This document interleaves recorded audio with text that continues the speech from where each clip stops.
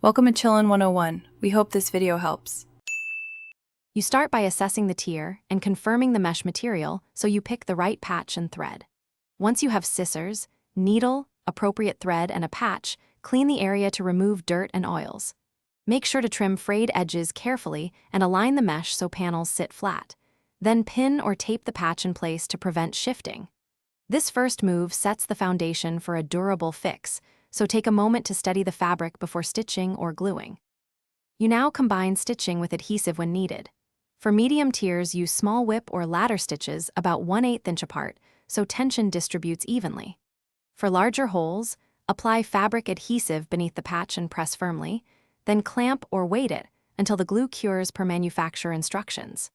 Make sure to overlap by at least 1/2 inch and consider reinforcing high-stress edges with bias tape or a thin secondary patch. Doing both you finish by trimming excess patch material and with nylon, lightly melt edges to seal fibers and prevent fraying.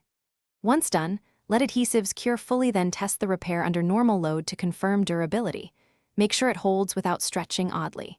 If you notice seam gaps or puckering, restitch using stronger polyester or bonded thread and add a second patch on the reverse side for redundancy. Finally, if the mesh is under repeated stress, plan periodic inspections and small touch-ups to extend life. Thanks for watching. Consider subscribing if we helped you.